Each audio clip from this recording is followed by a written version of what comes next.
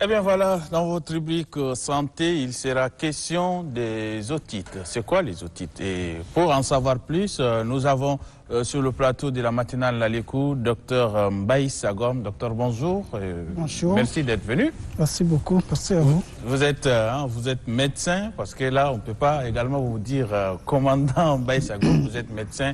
Oui. Et dans notre rubrique santé, c'est pourquoi vous êtes là. C'est quoi les otites?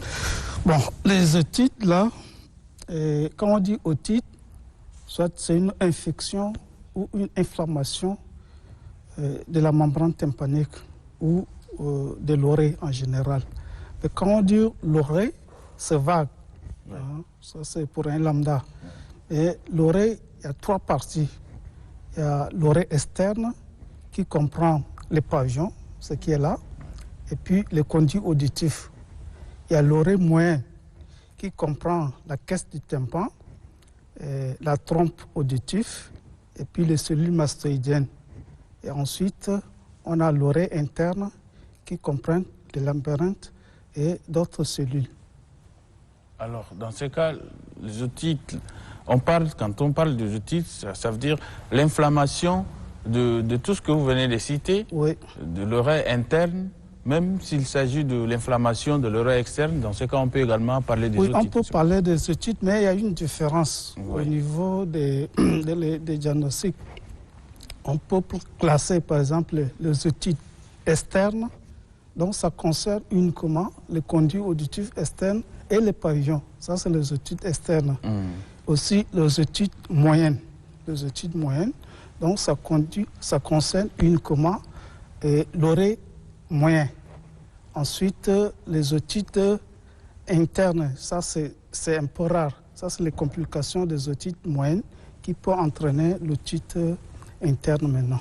Mais est-ce que les inflammations peuvent également entraîner ce qu'on appelle généralement, quand quelqu'un, son oreille saigne? Oui. On a l'habitude de dire que voilà, ça passe mal un peu de l'autre côté. Est-ce que dans ces cas, on parle également des otites? Oui, quand ça saigne, ça c'est les symptômes maintenant. Ah. C'est les symptômes des otites. Parce que quand les patients viennent en consultation, soit c'est la douleur qui les amène, Oui. soit c'est les autorées. Autorées, c'est-à-dire écoulement du pus. Oui.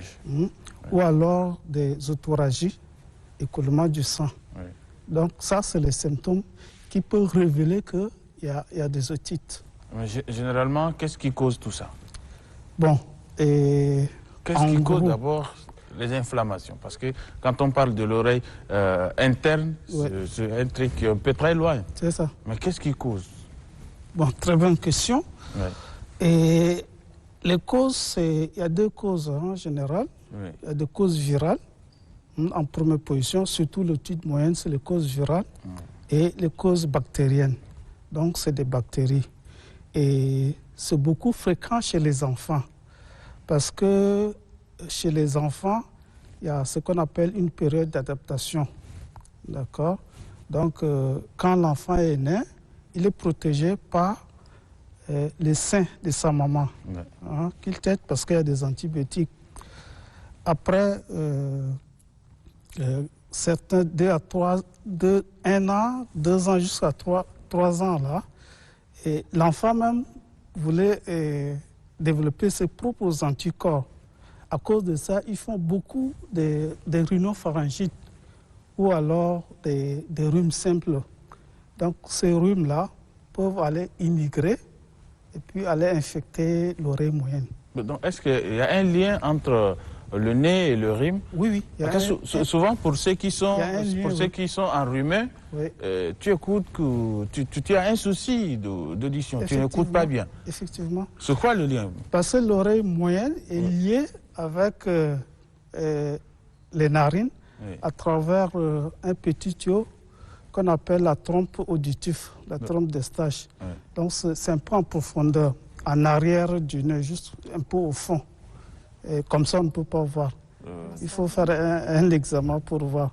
Donc ce type-là, ce tuyau-là qui permet de faire les échanges même entre la membrane tympanique avec le milieu extérieur. Donc du coup, lorsqu'il y a une infection et soit au niveau de la gorge, ça peut remonter pour aller infecter l'oreille. Ou soit il y a une infection au niveau du nez, ça peut remonter pour aller infecter l'oreille interne. نصر الدين هسه ممكن الناس واحدين ده يقولوا أظن ده عنده وسخ هم يسلوا ده كله هل ممكن سبب لنا خليه الدكتور يوضح لنا كي ده سبب يصير لنا نادم وجع أظن ولا هو مخاط الله خطط به كده يحمي أظن هنا نادم. Je vais quand même voilà, essayer de vous éclaircir un peu parce que vous avez compris. Est-ce que le fait de nettoyer l'oreille, souvent on dit non, il y a un peu de saleté, on nettoie jusqu'au... Souvent on part même blesser quelquefois l'intérieur de l'oreille. D'accord. Est-ce que c'est conseillé? Est-ce que cela ne cause pas également les otites? Chez nous, les ORL, on interdit de nettoyer. Même s'il y a de... Oui, on interdit. Pourquoi c'est interdit? C'est simple. L'oreille se nettoie tout seul. Il y a des cérumen qui est sécrété. Et ces cérumen-là, son rôle, c'est de nettoyer l'oreille. Donc, on ne doit pas nettoyer encore avec les tiges coton.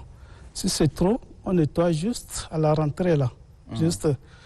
Lorsque on nettoie avec les tiges coton, on met les tiges coton, on les fait repousser. On les fait repousser. Et du coup, les sécrétions qui vont venir sont entassées. Entassées.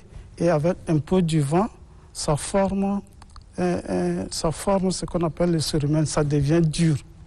D'accord? Est-ce que le dur, là, est-ce qu'il ne faut pas enlever? Non, il ne faut pas enlever. Quand ça devient dur, c'est déjà collé à la membrane tympanique, à la membrane. Et puis, lorsque on se lave, ou l'enfant se lave, et que l'eau rentre dedans, ça prend la forme de chiffon, ça gonfle encore davantage. Ça gonfle. Et au niveau cartilagineux, parce qu'il y a les conduits, c'est divisé en deux, hein. Il y a le conduit osseux, il y a le conduit cartilagineux. Au niveau des cartilages, ça peut encore s'élargir, se gonfler, tout ça, il n'y a pas de problème. Mais au niveau du conduit osseux, ça se coince. Du coup, ça coince les nerfs, les veines, et là, ça donne la douleur, beaucoup de douleur. معناتها نصر الدين ده مادة هي ده تحفظ الأذان ما محتاج مننا أن إحنا كي C'est pas conseillé de nettoyer. نقشوا أظن نقولوا ده وسخ ولا كي معناتها المشاهدون الأفاضل سمعتوا كلام الدكتور أظن ده الشيء اللي قاعد فوق ده هو هيدا بنظف لنا أظن ما محتاج مننا أن إحنا نشيلوا تشكوتون من جديد ده حابة إنه ننظفوه. Docteur, parlant, parce que souvent si on essaye de nettoyer parce qu'il y a de démangeaisons à l'intérieur. Tu es là, ça te fait... Il y a certaines qui mettent leurs doigts kitik. Ça démange. Oui, ça démange. Est-ce que si ça démange, est-ce qu'il ne faut pas encore toucher? Non, il faut venir en consultation. Nous, on va regarder. Si on voit qu'il y en a, on peut laver. Ça se lave? Oui, ça se lave. Il n'y a pas de risque parce que là, vous avez dit qu'il ne faut pas également toucher l'intérieur. Ça se lave comment? Il n'y a pas de risque. On sait comment on fait. Donc, il n'y a pas de risque. On va essayer de voir. Si ce n'est pas trop dur, on lave immédiatement. Et si on voit que c'est dur, on ne peut pas laver. Parce que dans ce cas, on risque de blesser la membrane. Donc, on met certains produits. Vous mettez pendant 5 jours, vous revenez. En ce moment, on lave, ça sort très facilement. عرفوها مش الحشرة كي قالك ضد يندس لنادم في أعضانك ويمني ما يخلي.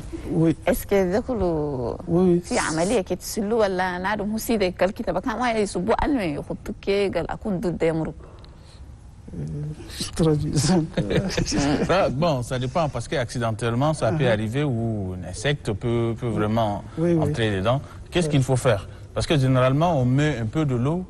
Pour certains, c'est que l'eau va entrer et qu'il essaye de sortir l'insecte. C'est ce qu'il faut faire ou il faut toujours aller voir le médecin? Il faut toujours aller voir le médecin parce que on ne sait pas quelle sorte d'insecte. Parce que là, il vient me donner certaines explications. On ne lave pas aussi tous les oreilles. Il y a des indications pour laver. Donc, si l'insecte tombe là, si c'est très facile, vous venez en consultation, on regarde. Si on peut enlever, on enlève avec une pince qu'on appelle des micro-pinces d'oreille. On enlève avec. Si on voit qu'on peut enlever par lavage. On fait les lavages, on enlève. Maintenant, pour revenir à notre question du début, Ouais. concernant les otites, qu'est-ce qu'il faut faire pour éviter l'inflammation? Parce que pour dire inflammation, c'est revenir parler des otites. Mais qu'est-ce qu'il faut faire pour éviter? Bon, c'est un peu difficile là, pour éviter une otite parce que c'est une infection. Ça peut venir à tout moment. Ça peut venir à tout moment. Donc, on ne sait pas. Mais beaucoup plus chez les enfants, on peut éviter. Surtout quand ils sont un peu enrhumés, il faut laver les narines. Il faut laver. Et il ne faut pas que les enfants soient toujours avec les gens, beaucoup de gens. Il faut qu'ils soient un peu isolés. Et tout ça, c'est chez les enfants. Mais chez les adultes, c'est une infection et ça peut venir n'importe quel moment. Mais en lavant les narines, oui. Est-ce qu'il n'y a pas un risque? Non, il n'y a pas de risque. Parce que vous avez dit qu'il y a un lien entre le nez et l'oreille. Oui. Parce que chez les petits-enfants, Oui. Ils ne sont pas en mesure de se moucher correctement. Oui. Donc, du coup, il y a assez de sécurité qui reste. Alors, les meilleurs moyens de soigner le rhume chez les enfants, c'est le lavage des nez. D'accord. Mais alors, est-ce que le rhume, parlant des adultes, le rhume ne peut pas causer une otite? C'est un peu rare. D'accord. Chez les adultes, c'est trop rare. Mais chez les enfants, c'est très fréquent. C'est très fréquent. Parce que généralement, quand on est un peu enrhumé, il y a toujours ce lien-là, toujours cette communication du nez avec l'oreille. Donc pourquoi est-ce que... Ça peut arriver, mais c'est des cas rares. Oui. Parce que l'adulte, il sait se moucher. Il peut se moucher très fort, il dégage. Mais les petits enfants, ils ne peuvent pas. D'accord. Donc est-ce que les enfants sont le plus exposés aux otites que les adultes? Oui. Oui. Comment par exemple? Et à travers la tombe des taches que je viens de parler, et puis ils font beaucoup de rhinopharyngites. Du coup, ils sont beaucoup exposés à faire des otites que les adultes. Alors un conseil, on vous a écouté. Les otites, c'est qu'ils sont causés par les inflammations. Les enfants sont le plus exposés. J'essaie de vous résumer un peu. Les adultes également. Inflammation et infection.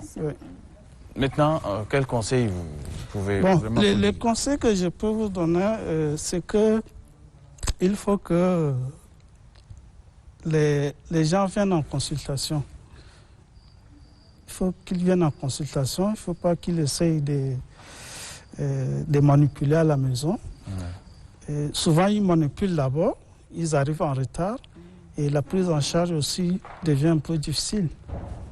Ça prend du temps pour guérir. Alors que s'ils viennent sous les champs, la prise en charge également est efficace. Donc, ce que je peux dire, je demande à ce que les gens se rendent à l'hôpital quand ils sont malades. Docteur, les Tchadiens ont des habitudes. Surtout, il faut toujours fréquenter un médecin, il faut aller voir un médecin, il faut suivre les conseils de médecins. Mais parlant de vous, les spécialistes en ORL, est-ce que vraiment les Tchadiens viennent souvent et est-ce qu'ils suivent également vos conseils et orientations? Oui. Les gens viennent beaucoup. Les gens viennent beaucoup, mais les mauvais côtés, c'est que ils ne suivent pas les rendez-vous. Docteur Mbaye Sagom, voilà, vous étiez en disant que les Tchadiens, surtout, s'il faut vraiment suivre les conseils, les orientations d'un médecin, c'est compliqué. Surtout pour ceux-là qui ont des soucis de l'ORL, est-ce qu'ils viennent souvent vers vous? Est-ce qu'ils suivent également le conseil? Oui, ils viennent... Avant, les gens ont un peu de réticence. Maintenant, les gens fréquentent des hôpitaux et ils viennent beaucoup en consultation. Alors, est-ce qu'il y a des difficultés que vous rencontrez souvent? Alors, les consultations, les matériels, Oui, le matériel, au niveau des matériels, quand même, il y a un peu de difficulté parce que je n'ai pas de matériel qu'il faut, tous les matériels qu'il faut. Ouais. Mais quand même, j'ai le minimum qui me permet de faire juste le diagnostic des otites. Parce que ce n'est pas compliqué. Il faut juste une lampe frontale et puis une otoscope, c'est tout. On n'a pas besoin assez de matériel pour faire un diagnostic d'une otite. Ce n'est pas compliqué. C'est pas compliqué. Ce n'est pas compliqué. Merci beaucoup, docteur. Merci. Un docteur habillé en kaki, mais je préfère vous appeler docteur parce que là, nous sommes dans notre rubrique santé. Merci d'être venu, docteur. Merci. Merci à vous.